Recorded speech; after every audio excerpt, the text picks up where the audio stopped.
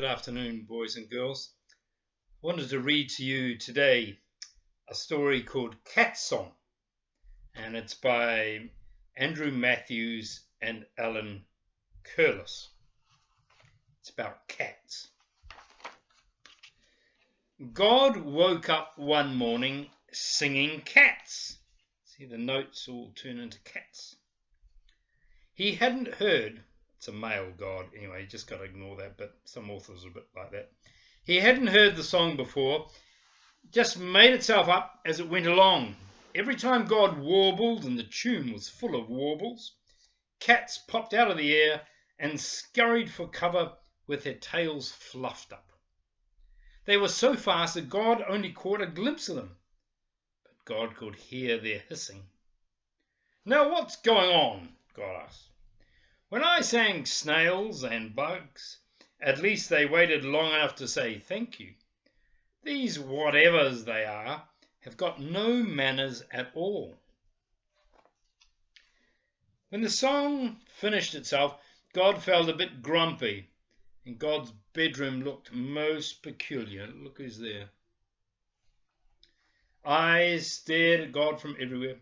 There were white cats squeezed into the drawer of the bedside table, tortoise shells lurking in piles of linen, and black cats on top of God's wardrobe, dangling their long tails. "Sneaky little creatures," God grunted. God moved God's legs and then felt them touch furriness.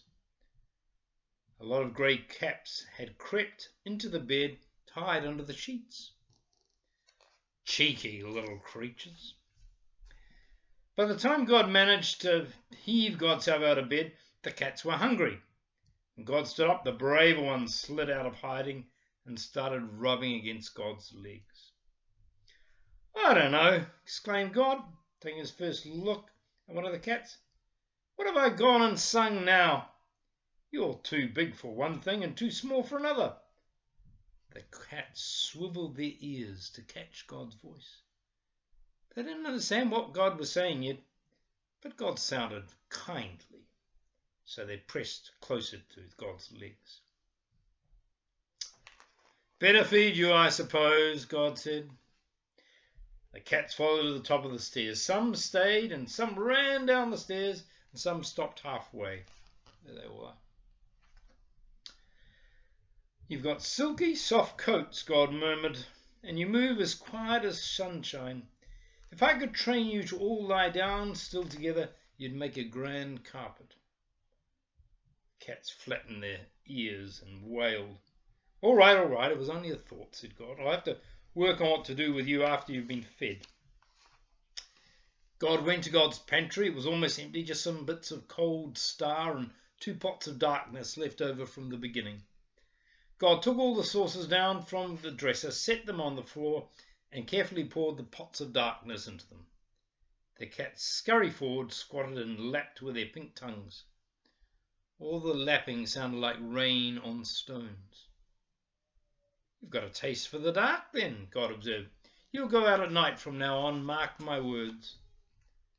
When the cats had finished, God gathered them all up and popped them into a wicker basket. They weren't worried. They snuggled down and went to sleep. God walked down the mountain to the green fields of the world. "This basket's heavy," God grumbled. "It wasn't like that when I sang dragonflies. They flew off. They didn't expect to be carried all over the place." He's coming down the fields. At the bottom of the mountain, God met Farmer and Farmer's wife. Coming up, Farmer was frowning, his wife looking glum. "Good morning, Mr. and Mrs. Farmer," said God. "I've got a bone to pick with you," said the farmer. "What's that then?" asked God. "Rats is what it is," the farmer replied. "Whatever were you thinking when you sang that rat song? They run around my barn at night and eat my grain." "And what about mice?" demanded Mrs. Farmer. "They're smaller, they're just as bad. They spend all night nibbling away in the kitchen." "Try some of these," said God, and he opened the lid of the basket, and out rolled a few of the sleeping cats. "They get lively at night and chase the rats and mice. They might even eat them, They've got teeth and claws for it. What are they called? Said Mrs. Farmer. God curled one end of God's moustache and chewed it while he thought. Cats, finally announced. I sang them just this morning. Farmer eyed the cat suspiciously.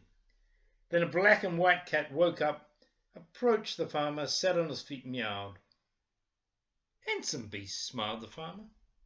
Are you sure they'll see to the rats and mice? Certain, said God. Farmer's wife picked up the cats, thanked God nicely, and went on home. God walked in the opposite direction. God hadn't gone far when he saw a fisherman and his wife walking towards him. Fisherman looked as miserable as drizzle. His wife looked even worse. Good morning, Mr. and Mrs. Fisherman, said God. You've done better mornings than this, the fisherman scowled. What's the matter? Asked God. Fish, said the fisherman. Why did you sing so many of them? There's that many fish in the sea, we can't eat them all. They're stinking the place out. And what about me? Complained Mrs. Fisherman. The children have grown up and left. Fisherman's out at sea all day. I'm on my own. There's not a living soul to give me a cuddle when I'm feeling sorry for myself.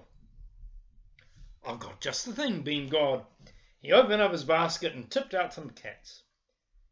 They gathered around Fisherman and his wife, sniffing with their tails in the air.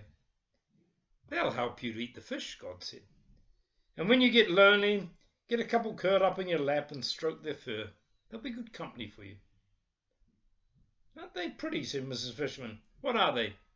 Cats, said God. I just sung them this morning. Fisherman and his wife went home with the cats and thanking God nicely. Well, God had a busy day of it, walking here, walking there, meeting people and finding the cats good homes. But at last God had walked just about everywhere and God's basket was empty. That's another job done, said God. Time to get back home for a mug of something. My throat is drier than desert sand. All the way back up the mountain, God thought about cats. When he got in, he saw the empty saucers on the kitchen floor and smiled. Troublesome little creatures, he said. Somehow the house seemed emptier than it had before. God kept looking around, expecting to see a pair of bright eyes or the tip of a tail. I wish I'd kept one of those cats for myself, God said sadly. He took his mug into the study and sat in his easy chair. Catchy little tune, that cat song. How did the last part go again? God warbled and found a huge tabby cat spread across God's legs, purred so hard that the glass in the windows rattled. Well now, said God, you're my cat and I've got to feed you. But what? There's not a rat or a mouse in this place, no fish either. And I've used up all the pots of darkness. Cat meowed. Said God, maybe something white to drink, something white and delicious and creamy. An idea formed in God's mind. Creamy, white. He cleared his throat, hummed a few practice notes. Now let's see if I've got this right. And God sang cows. Hope you like that story. I do. It's an interesting tale, isn't it? The music can lead to creating something. So we create out of music. And the lovely thing about cats. Cats were our great friends during all this lockdown period. I had two cats, Ginger one and a Tabby one. And the Ginger one, every morning when I sat down to read the newspaper on my phone, used to come and curl up on my lap. And the Tabby one came every night and curl up on my lap. So it's great little things that God sang. Take care. Hope you have a lovely week.